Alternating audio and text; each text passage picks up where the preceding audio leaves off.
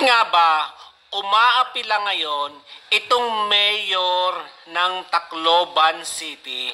Bakit hindi sila in-inform sa pagre-retrofit ng San Juanico Bridge o ang pagsarado ng 48 hours sa San Juanico Bridge na wala silang inform? Ano ba ang inaangal ng isang korap na mayor ng Tacloban City? Ito ba ay may kinalaman din ang pinsan niya na si Martin Romualdez? Pakinggan natin ang pahayag ni Congressman Richard Gomez. You know, I was once a part of the RDC-8 when I was mayor of Ormoc City. And on a yearly basis, all the problems na kinakailangan natin na puntuhan kung mayroong problema, ito ay lagi tinitake up sa RDC. So yung mga regional offices, kung yung kailangan nila, inire-report po yun. I just feel bad that parang pinagbibintangan natin dito ngayon na meron neglect ang DPWH. Pinagbibintangan daw ng local government or national government na mayroon problema o neglecting ang DPWH dito sa retrofit o kailangan i-rehab yung San Juanico Bridge na hindi in-inform ng DPWH ang local or ang national government na may problema na pala ang San Juanico Bridge. Because in the last RDC, Mr. Chair, Mr. Speaker, it was brought up that every year, DPWH will report kung ano yung kailangan ayusin sa atin. And also, andun lagi ang San Juanico Bridge. It is in the RDC report, if you will take a look at it. Malinaw ang sinabi ni Richard Gomez na may report pala ang DPWH sa RTC na humihingi ng pondo ang DPWH para sa rehab o retrofit ng San Juanico Bridge. So, kaninong negligence ito? Siguro naman naintindihan nyo na sana alam ito ni Mayor Corap Romualdez at ni Congressman Corap Martin Romualdez.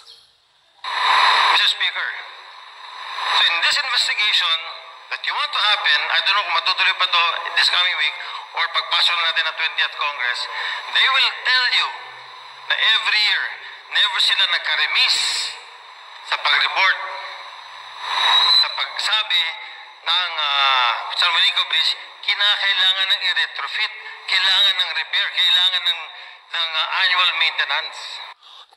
Ilang taon na nga, every year, o sabihin na natin, ito na yung pagkakataon nung may hawak ng pondo ng gobyerno na si Congressman Martin Romualdez, yung House Speaker, na ponduhan yung San Juanico Bridge dahil siya naman ang may hawak o budget ng pera ng Pilipinas at papapirmahin lang niya ang kanyang presidenteng bangag para ma-retrofit o ma-rehab yung San Juanico Bridge.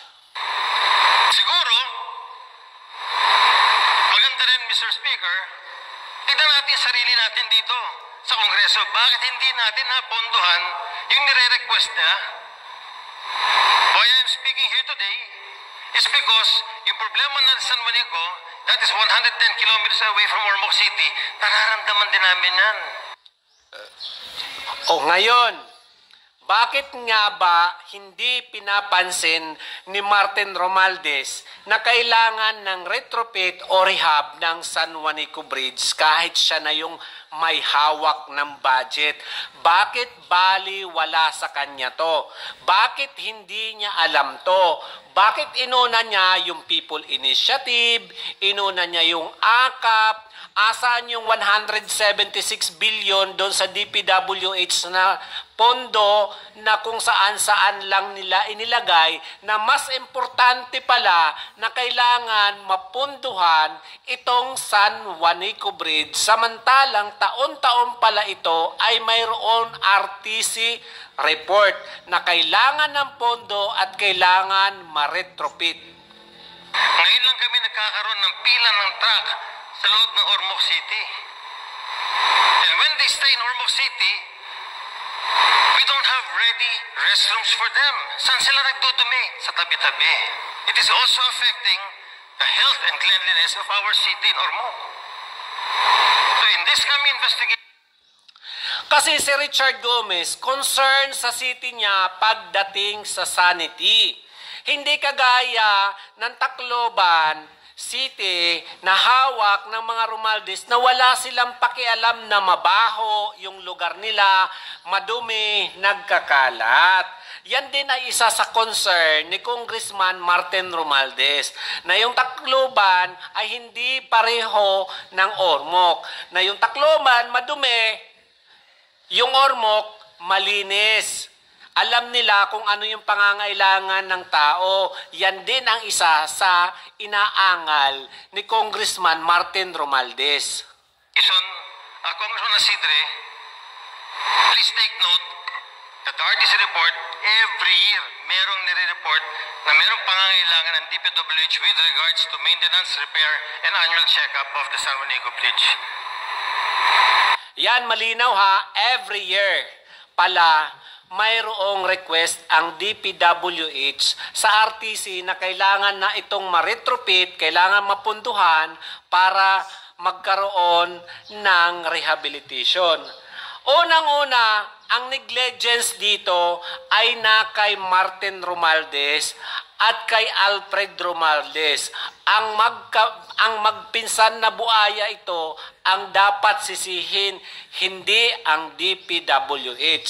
Tandaan natin na hawak ni Martin Romualdez ang pondo ng gobyerno sa loob ng 3 taon. Natatandaan nyo yung BIP na 1 trillion? 1 trillion ba yun o 1 billion? Doon sa various infrastructure program na walang allocation dyan sa GAA, sa BICAM na yan, kung saan inilalagay.